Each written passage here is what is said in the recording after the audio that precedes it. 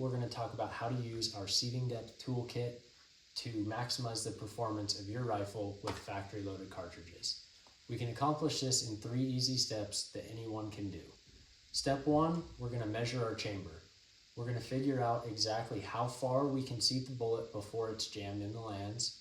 Step 2, we're going to set up our tool here with the correct insert for the caliber you're using, and then we're actually going to adjust the seating depth of these factory loaded cartridges. And then step 3, we're going to go shoot these things to see which seating depth works the best with your rifle. All right, step 1 is measuring our theoretical maximum seating depth before our bullet is contacting our lands here in our chamber. So to accomplish this, we're going to need 1 piece of fired brass, and then you're going to go ahead and need to pull 1 bullet from a loaded factory cartridge. So to accomplish that, you're just going to need to remove the tool from your kit, pull this rear plug out, then you're going to take your fully loaded factory cartridge, pop it in the collet back here, make sure the lead screw is backed out to where your bullet will not contact the end of the cap here, and then you're just going to impact that until the bullet pops out. Now the bullet's going to pop out, powder's going to spill, that's just fine. So once that bullet pops out, you're going to need to take that, set it aside. We're going to replace our tool here. Now we're going to take our piece of brass that I left in here, and we are going to fill it with these thermoplastic beads that are included with your kit. Now I've already filled this guy with beads, so I'm not going to do it again. Once you have this case either filled or partially filled with beads, you're just going to need to apply a little bit of heat to liquefy that plastic. Now you can use warm water, you can microwave a coffee mug full of water with some beads in there, but to expedite the process, we're just going to use a little heat. So we're going to get this thing going. Now, it doesn't take much to liquefy that plastic, so you don't need to heat it very long. We're just going to heat that up a little bit, get that plastic nice and liquefied, make sure it's not on fire. Then we're just going to take a small tool of some kind, stick it in there, and make sure we get plenty of plastic around the ID of the neck there. So once we've done that, make sure we're not making a mess. Pull that away, and don't do this at home. Make sure you clean the OD of your neck there so you don't get that in your chamber. Now you're just going to take the bullet you pulled from your fully loaded cartridge and just barely start it to where the bearing surface is just inside the neck. Now you take this and quickly, without burning yourself, drop it in, slowly close your bolt, and you'll feel that bullet begin to sit back into the case, into the plastic. As that bullet makes contact with the lands won't allow that bullet to move any further forward, so then we just push the case over the bullet, we close the bolt, and we allow it to cool for about 20 to 30 minutes. Once that's cool, we'll go ahead and pull that out, and we'll have a maximum length dummy cartridge that now we know where to stay away from in the future to where we're not jamming bullets in the lands.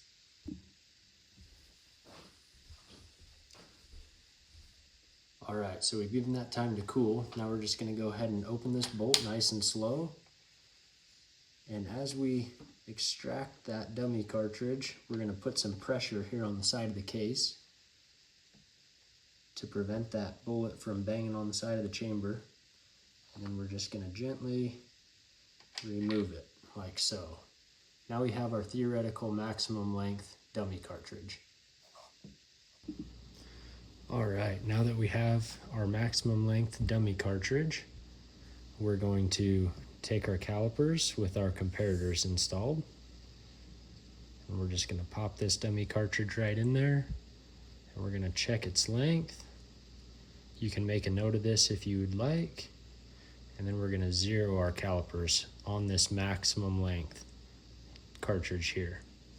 So then we're going to set that aside, and we're just going to grab one out of our box, see where we're at. All right, so jumping roughly 41-42 thousandths. We'll check another one. I've already gone through this box and picked the two worst ones just to show you guys. This is actually a really good, consistent lot. So there's only roughly 5 thousandths of variance in this lot. That's pretty dang good. So what we're gonna do is we will decide now what we want to try for seating depth. So since we're jumping about 41 thousandths, maybe we want to try jumping 20 thousandths, and I like to try one a little bit longer. So we're going to try one at 20 thousandths, and we're going to try one at 80 thousandths. So now we're going to go ahead and learn how to set up our tool. Just like that, we're on to step 2, which is tool setup and actual use, adjusting the seating depth of these factory loads. So first things first, we'll pull this out of the box. We're just going to go ahead and remove this rear plug. It should just pull straight out. We'll set that aside for now. We won't need it for a bit. And then we're going to go ahead and remove this front cap. You'll just rotate and pull. It's just on an O-ring in there. So now we have to select the correct insert. So we're shooting a 25-06, which is a .257 caliber bullet. And you'll notice there are only inserts for the common calibers here. So if we're in between sizes, we're going to drop down to the nearest smaller size. So for us, that's 243, and we'll set that back over here. So we're going to take this insert, and we're just going to install it right here in the front of the tool. If I can be coordinated for a second. All right, and you'll notice there's a hex pattern on the front of this insert and a hex pattern on the inside of this cap. So you're just going to line those up and push those together, push that cap all the way on, and then you're just going to snug that insert up. You can use this cap like a wrench and snug that guy up nice and tight. So now we're going to take our dummy cartridge and we're going to slide it right in the back of this collet here, like so, until it snaps. And now you can look through the window and you can see there's quite a bit of room before we make contact on that insert. So we're just going to spin this guy in. And then once we start getting close, what I like to do is put my finger on the back of the head stamp, put some pressure forward, and you will feel when that bullet makes contact with the insert, which is about right there. So now I'm just going to snug up this clamp screw, which pulls the body together and locks the lead screw a bit. We're going to tighten that up, and then we're going to pop this dummy cartridge out. Just a light tap on the palm of your hand and it'll come right out like so. So now we want to go and seat these 20 thousandths from the lands. We know that that bullet, that dummy cartridge, is essentially replicating the bullet at the lands. So we're going to need to rotate this 20 thousandths in. Now each one of these reference lines that you can see through the window here is 1/1000th of an inch, so 1 thou. Each one of these lines going down the body is 50 thousandths of an inch, or 1 full revolution.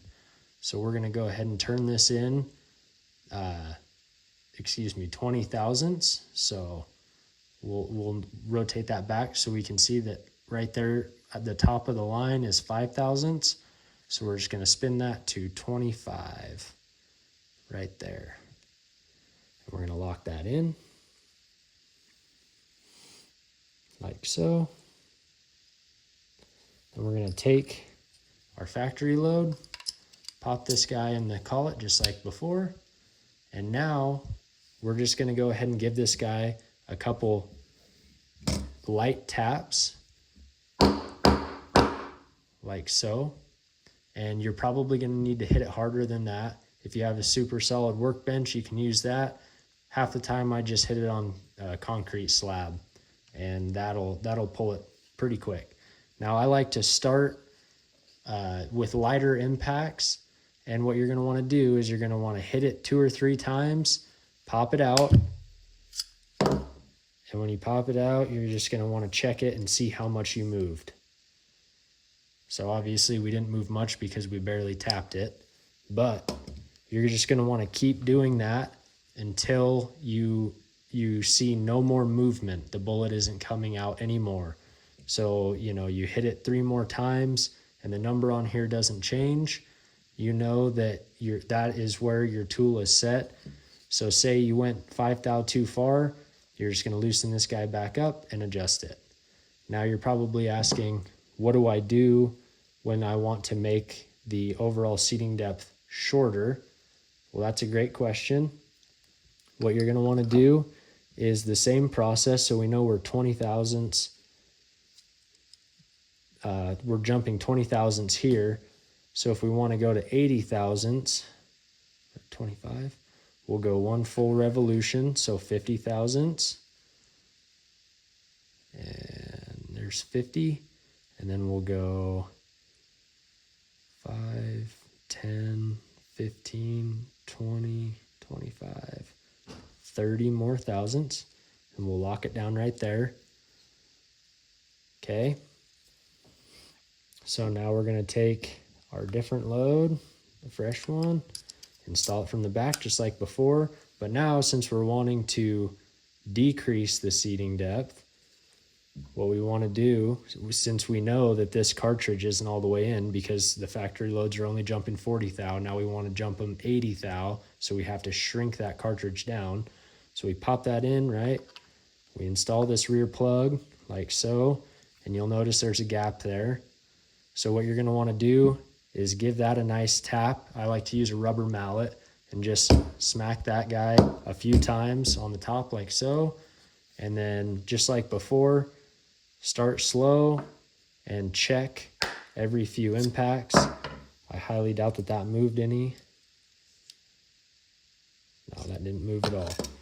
But what you can do, if the seating depth isn't too much, is you can actually just push it together like that, and you'll hear it pop. So you don't even need to hit it with a mallet. You can just push it in a little deeper like so. So now we know, okay, we moved roughly 10 thou, or I guess that's more like 8. Anyhow, so then you'll just go ahead and adjust your lead screw here until you get those where you want them. And it's as simple as that. All right, guys, congratulations. You made it through the boring part. Now it's on to the fun stuff. Now, step 3 is where you take those cartridges that you've reseated, and you're just going to want to run out to the range and shoot those on paper. I do like, before I run out to the range, I like to mark the head stamp with some kind of unique mark with a Sharpie or something to keep your different seating depths separate. Once you do shoot all those, you should have a pretty good idea of which direction you want to go with your seating depth, whether you want to go closer or further away. That's why I like to cover kind of a broad range with the first pass. One quick thing to note is if you at any point in time see your bolt is heavy to lift after firing a cartridge, or if you see any swipes or pock marks or anything like that on the back side of your brass here, that is considered a pressure sign, and what you need to do is stop immediately because those could possibly create an unsafe condition. So there's a lot of stuff on the internet about pressure signs. So if you just Google pressure signs, you'll know what to look for. Typically, you will only see pressure signs if you go too close to the lands, or if you accidentally jam into the lands. So you really want to make sure, do a sanity check before you go and shoot these, that your reseated loads are shorter than your dummy load. If you pull those bullets out past your maximum length and jam those, you might see some pressure signs. So just watch out for that, guys. And yeah, thank you very much for bearing with me through this video. I'm clearly not the best at making videos or marketing in general, so I really appreciate your guys' support. I appreciate your guys' business, and thanks for watching.